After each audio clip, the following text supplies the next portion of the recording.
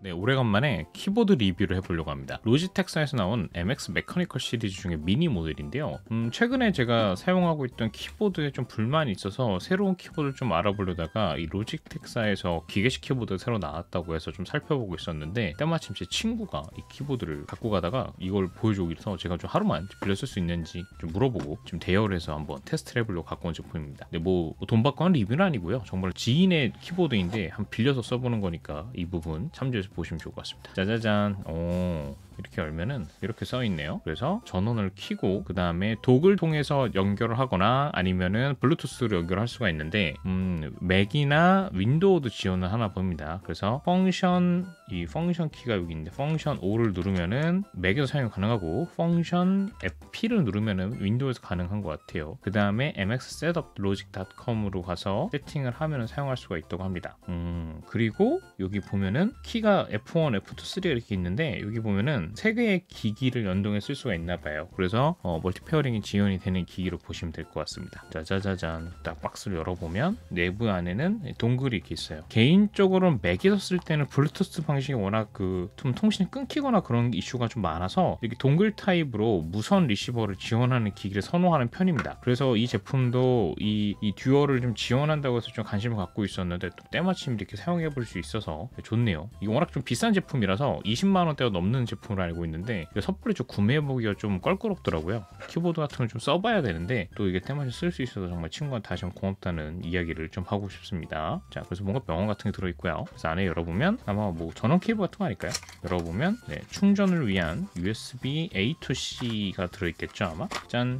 USB A to C 케이블 이렇게 들어있고, 그리고 매뉴얼이 들어있습니다. 매뉴얼은 한국어가 되어 있네요. 네, 그래서 뭐 기본적으로 사용 방법에 대한 소개가 되어 있는 것 같은데, 기본적인 사용 방법은 제일 중요한 건 아까 박스에 있었던 그림이면 될 것 같아서 굳이 이걸 쓸 필요는 없을 것 같고요. 전원 케이블도 지금은 저희가 사용 안 해도 될 것 같기 때문에 넣어놓겠습니다. 뭐 뒤도 한번 좀 살펴보면은 MX 마스터 S3 모델이랑 좀 약간 같이 연동해 쓸 수가 있다고 하네요. 저도 이 MX 마스터 1을 갖고 있는데 아주 만족스럽게 썼던 기기입니다. 네, 상당히 좋더라고요. 무한율 같은 게 상당히 편하죠. 이 저소음 텍타일 키라 되어 있는데, 우리가 보통 기계식 키보드라고 하면은 무슨 적축 뭐 이런 게 있는데 이런 거에 대한 정보는 잘 모르겠어요. 따로 그건 명시가 안 되어 있습니다. 네, MX 시리즈라고만 되어 있고 MX 텍타일 형태의 키라고 하는데 저소음 형태의 기계식 키보드인 것 같아요. 그래서 타이핑 자체 편하고 백라이트를 갖고 있다는 특징을 갖고 있답니다. 짜자잔. 키보드는 좀 살펴보면은 키보드는 상당히 지금 컴팩트한 걸 보실 수가 있습니다. 크기가 상당히 작아요. 그 다음에 얇기 두께도 상당히 얇고, 이쪽을 보시면은 USB-C 타입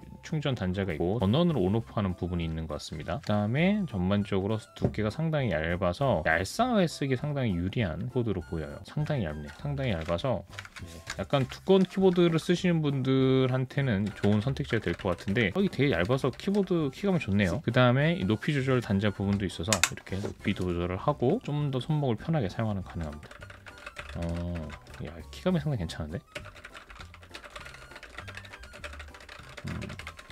그리고 49키라고 하나요? 약간 그 미니멀한 형태, 그리고 넘버 패드가 없는 쪽이죠. 정확하게 몇 개 키인지는 모르겠는데 약간 미니멀한 타입의, 우리가 약간 매직 키보드에서 많이 보는 듯한 그런 무선 형태의 키보드 형태를 갖고 있습니다. 기존에 제가 갖고 있던 한번 키크론 K4랑 비교를 해볼게요. 짜라란. 저희 키크론 K4입니다. 물론 이제 키크론 K4 같은 경우는 이 넘버 패드를 갖고 있으면서도 되게 컴팩트한 키보드이기 때문에, 저는 블렌더 3D를 쓸 때 이 넘버 패드를 써야 되기 때문에 이걸 어쩔 수 없는데 이게 상당히 만족스럽게 쓰고 있었거든요. 근데 이게 사실 치명적인 문제가 한 두세 개가 있는데, 첫 번째가 두꺼워요. 지금 보시면 이렇게 상당히 두껍습니다. 상당히 두껍죠. 이게 상당히 두꺼워서, 이게 지금 보면은 이 손 높이가 되는 부분도 상당히 두꺼워서, 이게 우리가 흔히 말하는 팜 레스트를 할 수 있는 뭔가 받침대를 꼭 써야 되는데 이걸 또 갖고 다니면서 쓰기가 좀 어려운 부분이 있잖아요. 그래서 이런 부분이 좀 어려움을 갖고 있습니다. 또 하나가, 얘는 보면은 유선 연결 방식과 그다음 블루투스 연결 방식을 두 개를 동시에 지원하긴 하는데, 이 무선 방식, 블루투스 방식이 맥에서는 좀 간헐적으로 끊기는 경우도 생기고요. 이 부분을 좀 해결한다 치더라도 매번 블루투스에서 반응을 할 때 한 누르고 한 4초에서 5초 정도는 지나야 인식이 되는 문제가 있습니다. 그래서 많은 분들한테 인기가 많은 키보드임에도 불구하고 그런 아쉬운 점이 있었는데요. 저도 그래서 지금 작업실에서는 이 키크론을 쓰지 않고 제가 한번 소개했었던 여기 짜란 뜨는 이 우리 무선 그 USB 동글 방식의 키보드를 좀 주로 쓰고 있고 되게 만족스러워서 또 그걸 구매를 하려고 하고 있었는데 해당 키보드도 상당히 두꺼워서 좀 약간 좀 고민하고 있던 차에 이 로지텍에서 이 키보드 나왔다고 해서 한번 꼭 써보고 싶었는데 드디어 이렇게 한번 써봅니다. 한번 뭐 말이 너무 길었는데 한번 우리 USB 동글 한번 연결하고 어떤지 한번 써보도록 할게요. 자, USB 동글을 연결했고요. 그 다음에 전원을 한번 켜보겠습니다. 짠. 이렇게 불이 들어오고 그리고 바로 인식은 안 되는 것 같습니다. 지금 블루투스로 연결할지 이걸 지금 체크가 뜨는 것 같고요. 1번 여기서 맥으로 바꿔야됐죠? 그러면은 펑션 5로 이렇게 해주고 바로 인식이 안 될까요? 왜? 이거 블루투스로 쓸 건지 아니면 그 모드로 선택하는 게 따로 있을까요?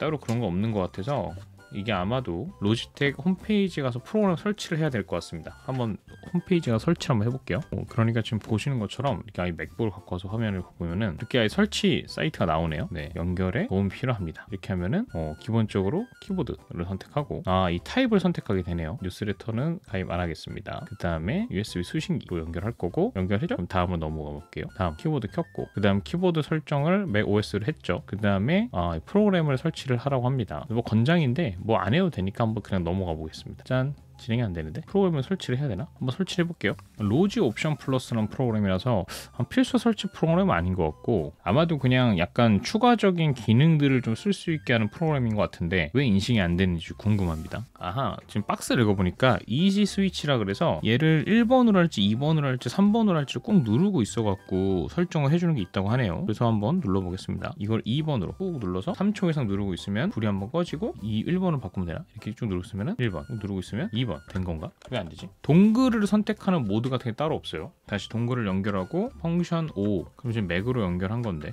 지금 동글을 꼽으니까 화면상에서는 키보드 설정 지원이 뜨긴 뜹니다. 뭐 이런 말이 있네요. 블루투스 기기로도 따로 안 뜨고 있습니다. 볼까? 2번으로 이렇게 매핑을 해주면 지금 블루투스로 연결이 떴거든요. 블루투스 연결을 하면 페어링 문구가 뜨고 대신 블루투스로는 연결이 됐습니다. 블루투스로 연결이 됐는데 모르겠군요. 지금 블루투스로 연결이 돼서 지금 1번이 지금 블루투스 2번이 지금 블루투스 연결이 됐죠. 키보드 자체는 지금 상당히 좋습니다. 키감 자체는 상당히 마음에 듭니다.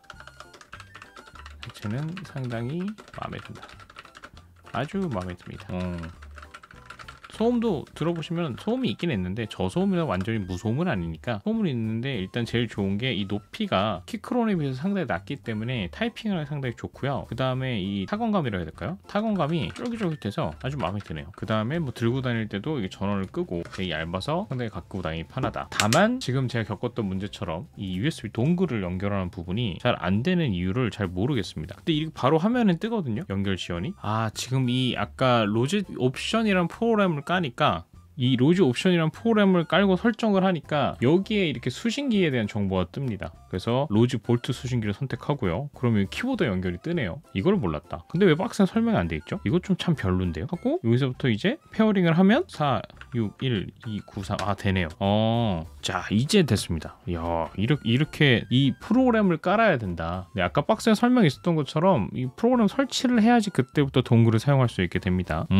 아마도 제가 기억하기도 그 로지텍 이 유니파잉 동글이라는 게 한 번은 이 매핑을 한번 해줘야 되는데 이거를 그때부터는 할 수가 있는 것 같아요. 야 이건 좀 별로다. 네, 이건 좀 아쉽다는 생각이 듭니다. 그래서 이제 보면은 이 키보드를 통해서 할 수 있는 기능들이 설명이 되고요. 음소 허재, 받아쓰기 이모티콘, 음성 인식이 되나봐요. 다음 트랙, 스마트 백라이팅, 백라이트 효과, FN 그 펑션 키를 이용해서 F5, 6, 7, 8 이지 스위치 이거 쭉 누르고 있으면 되는 거 있죠. 네, 그래서 이런 것들을 사용하고 이제 사용할 수 있다고 합니다.